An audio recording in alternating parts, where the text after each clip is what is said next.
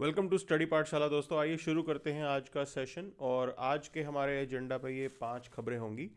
तो रुपी जो है वो वीक हो गया है, इससे जुड़ी हुई कुछ बातों को समझेंगे। और अरुणाचल प्रदेश के अंदर ग्लेशियर जो है वो पीछे रिट्रीट कर रहा है, तो देखेंगे कि उसका क्या इम्पैक्ट होगा। साथ साथ PYQs भी हम यहाँ पे ऐड करेंगे। शिपिंग इंडस्ट्री एक इम्पॉर्टेंट इंडस्ट्री है अगर हम वाकई ही विकसित भारत बनाना चाहते हैं तो। और ईस्टर्न कोंगो के अंदर क्या डेवलपमेंट चल रही है, we look into that. And along with this ethanol blending को समझेंगे कि क्या हमारा अब आने वाले दिनों में टारगेट होने वाला है। 20% का टारगेट रख रहे हैं और कैसे हम इतना इथेनॉल अवेलेबल करवाएंगे, इन सब फैक्टर्स को यहाँ पे देखते हुए इस सेशन को किया जाएगा। चलिए, तो फ्रंट पेज पे जो खबर आई है, मेजर खबर वो ये है कि भाई रुपी जो है वो वीक होता हुआ नज़र आ रहा है। ठीक है, अब ऐसे में रुपी वीक हो रहा है तो क्या है उसका मेजर रीज़न, क्या है और क्या ये हमारे लिए ठीक है कि गलत है, इस एस्पेक्ट को यहाँ पे कवर करेंगे हम लोग। ठीक है, इसको डिटेल में देखते हैं। तो 87 रुपीज़ के बियॉन्ड चला गया है, मतलब $1 में 87 रुपीज़ होने वाले हैं। अब देखिए, ये एक ना ग्लोबल ट्रेंड देखने को मिला है। क्यों? क्योंकि जब से ट्रम्प ने यहाँ पे टैरिफ इंक्रीज़ किए हैं, तब से ही ये इम्पैक्ट देखने को मिल रहा है। और जो डॉलर इंडेक्स है वो इस समय काफ़ी हाई चल रहा है। मतलब अगर हम इस चीज़ को समझें कि ये जो रुपी का जो बेसिकली डाउन हुआ है काम, वो डॉलर के कंपैरिजन में हुआ है, US डॉलर के कंपैरिजन में। बाकी करेंसीज के कंपैरिजन में कोई इम्पैक्ट इतना नहीं है। तो US डॉलर क्योंकि स्ट्रॉन्ग होता जा रहा है, उस वजह से जो है इंडियन रुपी आपको वीक नज़र आ रहा है। हालांकि गवर्नमेंट ने इस चीज़ को लेके जो स्टैंड लिया है, उन्होंने कहा है कि there is no need to worry about it. Okay, तो डरने की कोई बात नहीं है, ये ठीक हो जाएगा आने वाले टाइम के अंदर। ग्रेजुअली जो है ये चीज़ें जो है इम्प्रूव हो जाएंगी। And once it is settled फिर कोई दिक्कत नहीं आएगी। And other than that, if you see, we do have Reserve Bank of India. तो RBI भी अपनी मॉनेटरी पॉलिसी के थ्रू जो है कुछ एक्शन यहाँ पे कर सकता है। तो वी हैव टू सी कि RBI कब जो है इस पे एक्ट करता है। अब फरवरी मंथ के एंड के अंदर मॉनेटरी पॉलिसी कमेटी की मीटिंग होगी, तो उसके अंदर हमें पता लगेगा कि RBI कैसे जो है उसको लेके अब बात करने वाला है। अब इसमें कुछ सवालों को देखते हैं। PYQs हमने 2 ऐड किए हैं यहाँ पे। तो पहला ये कह रहा है कि in the context of India which one of the following factor contributes to reducing the risk of currency crisis. Okay, इनमें से कौन से फैक्टर हैं जो करेंसी क्राइसिस के रिस्क को रिड्यूस करता है। तो इसके अंदर आपको समझना होगा। देखिए, करेंसी क्राइसिस का मतलब हमारे पास करेंसी नहीं है कि हम अपने इंपोर्ट को पे ना कर सकें। तो IT सेक्टर की अर्निंग जो आती है वो डॉलर में आती है, तो बढ़िया है। ये फॉरेन करेंसी की अर्निंग इंडियन IT सेक्टर लेके आती है, तो वो हेल्प करती है हमारे करेंसी क्राइसिस को डील करने में। और साथ साथ रेमिटेंसेज फ्रॉम इंडियंस अब्रॉड, वो इंडियंस जो बाहर रहते हैं उनसे जो रेमिटेंसेज आते हैं वो भी यहाँ पे हेल्प आउट करते हैं। ठीक है, तो B इसका सही आंसर है। तो ये पॉइंट हमने समझ लिया है यहाँ पे। अब एक चीज़ आपको समझनी है। देखिए, 2021 प्रीलिम्स का सवाल वो कह रहा है कि effect of devaluation of currency is that it necessarily, currency अगर डीवैल्यूएट होती है तो क्या उसका इंपैक्ट आएगा, उससे जुड़ी हुई बात है ये। तो नेसेसरीली वर्ड इंपॉर्टेंट है। क्या नेसेसरीली का मतलब है कि वो पक्का पक्का ऐसा करेगा। देखिए, अगर करेंसी डीवैल्यूएट होती है, it improves the competitiveness of the domestic exports in foreign market. Okay, तो आपका प्रोडक्ट जो है कॉम्पिटिटिव होगा, क्योंकि प्राइस जो है वो चीप हो जाएगा उसका। ठीक है ना, तो प्रोडक्ट और services they become cheaper and improve the competitiveness in the foreign market. ऐसा होगा यहाँ पे। ठीक है, अच्छा, दूसरी चीज, it increases the foreign value of domestic currency. नहीं, foreign value of domestic currency increase क्यों होगी? It will decrease the foreign value of domestic currency. देखिए, इंडियन रुपी तो वीक हो रहा है यहाँ पे। ठीक है ना, तो ये सेकंड ऑप्शन जो है ये गलत हो गया है। Improves the trade balance. अब देखो, ये कोई जरूरी नहीं है कि ट्रेड बैलेंस जो है इंप्रूव करेगा। अगर आपका एक्सपोर्ट बढ़ेगा तब आप बोल सकते हो ट्रेड बैलेंस इंप्रूव हो रहा है, जरूरी नहीं है ना कि एक्सपोर्ट बढ़ जाए। ठीक है ना, तो devaluation also increases the debt burden of the foreign dominated loans. तो ये भी हो सकता है, may not improve the trade balance, जरूरी नहीं है ये। ठीक है, तो इसीलिए ये स्टेटमेंट भी जो है आपकी गलत है। Considering this point only one is the right answer. Clear? तो ये हमने यहाँ पे कवर अप कर लिया। 2021 प्रीलिम्स का सवाल था। आइए आगे चलते हैं। तो Himalayas in Arunachal Pradesh, they lost 110 glaciers in 32 years. Okay, study ये कह रही है और मल्टीपल रीजंस बताए जा रहे हैं। Definitely climate change is one of the reason जो यहाँ पे इम्पैक्ट कर रहा है। तो अब देखो ये तो फाइट बहुत लंबी है, तो उसको देखते रहेंगे हम बाद में। लेकिन अभी यहाँ पे अगर आप समझेंगे तो ये क्वेश्चन 2019 प्रीलिम्स का है। यहाँ पे कुछ ग्लेशियर्स मेंशन्ड है और सामने मेंशन्ड है रिवर्स। ओके, तो ये मैच द फॉलोइंग टाइप सवाल है। तो इसको थोड़ा सा हमें डिटेल में समझना है। देखिए, Bandarpunch is located at the western edge of high Himalayan range and lies within the Govind Pashu Vihar national park and sanctuary. Okay, so Bandarpunch जो है वो यहाँ पे एग्जिस्ट करता है। It is a major watershed for head waters of Yamuna river whose source lies above Yamunotri on the west end of the massif below the White Peak. Okay, तो ये बंदरपुंछ जो है इससे जुड़ी बात हमने समझ ली। यहाँ पे ये हायर हिमालयाज में लोकेट कर रहा है और गोविंद पशु विहार नेशनल पार्क जो है उसके अराउंड पड़ता है ये। अच्छा, वाटरशेड है ये यमुना रिवर के अंदर, और एक तरीके से यमुनोत्री से यमुना निकलती है। ठीक है, तो ये बंदरपुंछ से जुड़ी बात थी। बंदरपुंछ यमुना रिवर के साथ आप लिंक अप कर देंगे इसके अंदर। ठीक, तो सही है फर्स्ट वाला। अब दूसरा है कि Bara Shigri is a second longest glacier in Himalayas after Gangotri, is located in the Chandra valley of Lahaul and this glacier feeds Chenab river. तो बड़ा सिगरी जो है ये चेनाब रिवर को फीड करता है। तो यहाँ पे बिल्कुल ये भी सही पॉइंट दे रखा है, बड़ा सिगरी जो है चेनाब को फीड कर रहा है। ठीक है, अच्छा, अब Milan glacier is a major glacier of Kumaon Himalayas. Mandakini is the tributary of Alaknanda river which originates from this particular you can say. Okay, तो मिलन ग्लेशियर की बात आ गई। मिलन ग्लेशियर जो है मंदाकिनी के साथ लिंक हमने कर दिया है यहाँ पे। ठीक है, अच्छा, अब तो ये पॉइंट समझ गए हम। ओके, अब ये ग्लेशियर के बारे में जानकारी है। ठीक है, अब इनमें से कौन सा निकलता है कहाँ से, वो मेजर पॉइंट है। तो मिलन ग्लेशियर से मंदाक, ये कुमाऊं ग्लेशियर में पड़ता है मिलन ग्लेशियर, लेकिन मंदाकिनी जो रिवर है, मंदाकिनी रिवर आपकी छोड़ाबारी ग्लेशियर केदारनाथ के वहाँ से निकल रही है। ठीक है ना, तो ये मंदाकिनी जो है रिवर वो मिलन से नहीं निकल रही है, मिलन पड़ता जरूर वहाँ पे है, मंदाकिनी कहीं और से निकल रही है। ठीक, तो ये हमने देख लिया है यहाँ पे। Okay, Siachen Glacier is located in the eastern Karakoram range and its melting water is the main source of Nubra River. Okay, ये लद्दाख के अंदर नुब्रा रिवर आती है, उसका मेजर सोर्स जो है नुब्रा इधर से ही आता है, सियाचिन से। ठीक, अब यमुनोत्री से था, तो बंदरपुंछ भी जो है ये हट गया एक तरीके से। ओके, और अभी तक तो हमें ये समझ में आया कि 2 and 4 they are the right answer, और इसके अंदर देखें तो बंदरपुंछ भी इसी के साथ ही ऐड होगा यमुनोत्री वाले पॉइंट पे। ओके, तो आगे देखेंगे। Zemu glacier is largest glacier in eastern Himalayas. It is located at the base Kangchenjunga. The Manas river is the trans boundary in Himalayan foothills between Bhutan and India. Okay, तो ये जम्मू रिवर के साथ जो कंपैरिजन था ये भी एक तरीके से गलत है, दोनों अलग अलग चलते हैं।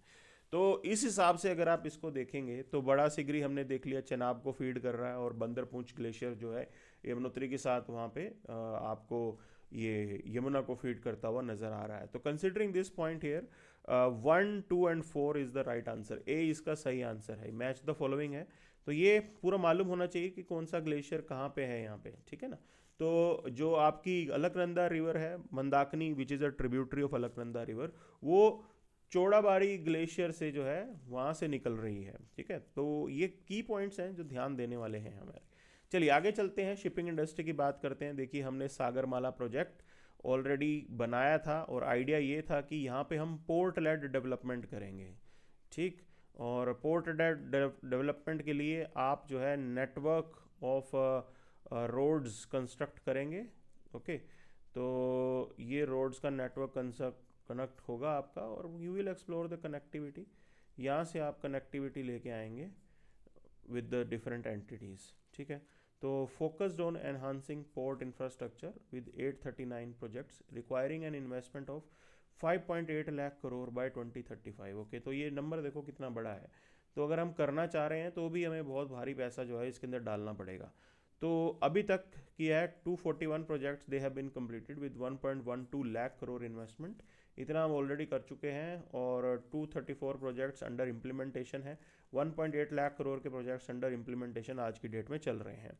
ठीक है, एलोकेशन की बात करेंगे तो 50% फॉर पोर्ट मॉडर्नाइजेशन पे काम है, और 35% for port connectivity and 10% for port led industrialisation. Okay, so ये एक तरीके से हमारी तरफ से एफर्ट चल रहा है looking into the importance of port. अब देखो पोर्ट हमारे लिए भी ज़रूरी क्यों है, अगर आप ट्रेड की बात करोगे तो वॉल्यूम बाय वॉल्यूम 90% जो हमारा मर्केंडाइज ट्रेड है, ठीक है, जिसके अंदर गुड्स वगैरह कवर होता है, सर्विसेज की बात नहीं कर रहा मैं गुड्स की बात कर रहा हूँ। मर्केंडाइज ट्रेड जो है वो सी रूट के थ्रू होता है, ठीक। उसके अंदर पोर्ट एक इंपॉर्टेंट एंटिटी है जो हमें ज़रूर बनानी है यहाँ पे। तो एक्सपोर्ट इंपोर्ट ट्रेड की बात करें तो इट हैज़ इंक्रीज्ड काफ़ी, जो है ये इंक्रीज़ हुआ है यहाँ पे। और इसका फर्दर हमारा ये टारगेट है कि इसको $2 ट्रिलियन तक लेके जाना है बाय 2030। तो काफ़ी अच्छा टारगेट है यहाँ पे। तो it will all depend the infrastructure that we will be facilitating. अब एक चीज़ मैं आपको समझा दूँ यहाँ पे, इंडिया के अंदर जो सबसे बड़ी प्रॉब्लम क्या है, we can't dock very big ships, okay. बहुत बड़े शिप्स को हम यहाँ पे डॉक नहीं कर सकते हैं, तो ये इंडिया की सबसे बड़ी प्रॉब्लम है। We don't have that particular ability here. तो बड़े जहाज कहाँ जाते हैं, दुबई पोर्ट जाएंगे या कोलंबो पोर्ट जाएंगे, ओके। और अगर ईस्टर्न साइड की बात करो तो वो सिंगापुर पोर्ट जाएंगे। वहाँ से वो सामान छोटे पोर्ट, छोटे पर्टिकुलर शिप्स में आता है इंडिया के अंदर। तो ये इंडिया की आप बोल सकते हो we have to develop this capacity.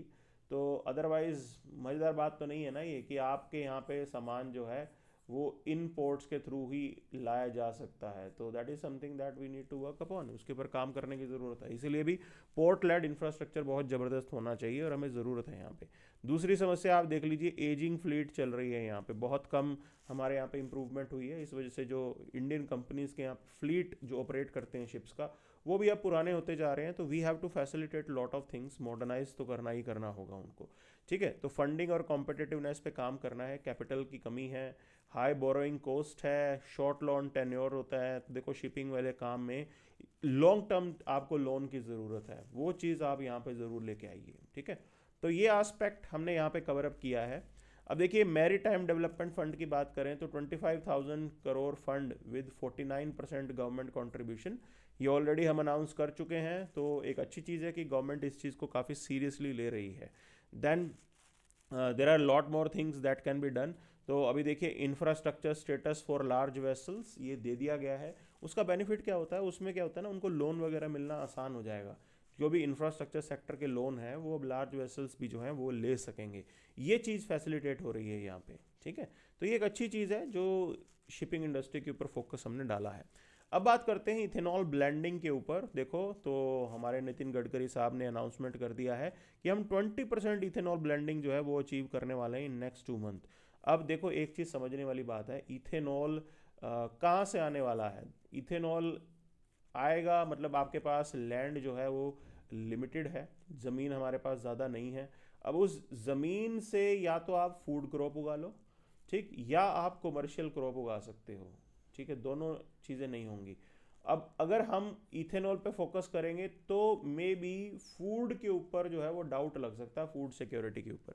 अगर ये इथेनॉल वगैरह बहुत ज़्यादा हमारे लिए फार्मर्स के लिए रिम्यूनरेटिव होने लग गए तो सब लोग क्या करेंगे, वीट और राइस छोड़ के जो है गन्ना उगाना शुरू कर देंगे। तो ये एक चीज़ है जो बड़े सोच समझ के हमें यहाँ पे करनी है, ठीक है ना।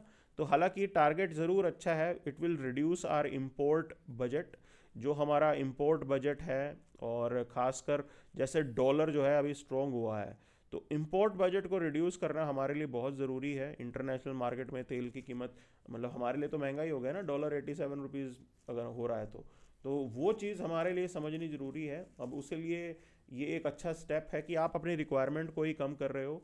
दूसरी चीज़ है कि शुगर और हाई ग्रेड मोलेसिस से जो है ये हम लोग as a raw material use करेंगे, उससे इथेनॉल बनाएंगे। या फूड कॉरपोरेशन ऑफ इंडिया के पास जो राइस सड़ जाता है उसको भी इस्तेमाल कर सकते हो, मेज़ भी आप इस्तेमाल कर सकते हो, ब्रोकन राइस भी आप इस्तेमाल कर सकते हो, ये सब कुछ कर सकते हैं हम। बट पॉइंट इज़ दिस, हमारे पास क्या इतनी कैपेसिटी है। तो ये तो देखो फसल उगाना एक बात होती है, उसके बाद उसे प्रोसेस करके इथेनॉल बनाना जो है वो दूसरी बात होती है। तो ये कहा ज़रूर जा रहा है कि इन सब चीज़ों से इथेनॉल बनाया जाएगा, but do we have that capacity, that is something we have to look into. So India's ethanol distillery capacity has increase to 1600 crore litres due to the government incentives and a stable market. बिल्कुल देखो market तो stable है और requirement और demand तो रहेगी ही रहेगी। अगर 20% कर रहे हैं the way Indian automobile industry is, तो उस केस में तो ये जो आपका सामान बिक तो जाएगा ही जाएगा, ठीक है ना। तो ये होगा ही होगा। और इसके अंदर ये भी बोला जाता है कि ये कार्बन एमिशन को भी रिड्यूस करेगा, ठीक है। तो इथेनॉल जो है वो थोड़ा क्लीन फ्यूल में काउंट होता है, तो कार्बन जो एमिशन है वो भी कम होगा हमारे यहाँ पे। तो उस हिसाब से तो बहुत अच्छी चीज़ है जो यहाँ पे गवर्नमेंट सोच रही है।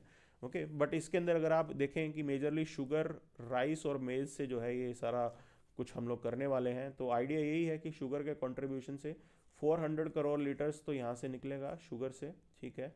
Estimated sugar production of 315 lakh ton with 40 ton earmarked for ethanol. Okay, 315 lakh ton का जो है हम लोग शुगर प्रोड्यूस करने वाले हैं, उसमें से 40 लाख टन बोला जा रहा है कि शायद इथेनॉल जो है इस पर्पज़ के लिए यूज़ किया जाएगा, या आप लो ग्रेड मोलासिस का भी इस्तेमाल कर सकते हैं, ठीक है। तो FCI राइस की बात करें तो price reduction for FCI rice from 28 rupees to 22.5 per KG for distillery, ये भी कम कर दिया गया है। और आइडिया ये है कि 110 करोड़ लीटर आप लोग राइस से निकालने वाले हैं और मेज से 400 करोड़ लीटर जो है हम लोग निकालने वाले हैं। तो ये कुछ एक टारगेट्स हमने रखे हैं, but again the point is this, अगर आप सिर्फ और सिर्फ इथेनॉल पे फोकस करोगे, what about the other food crops, उनका क्या होगा?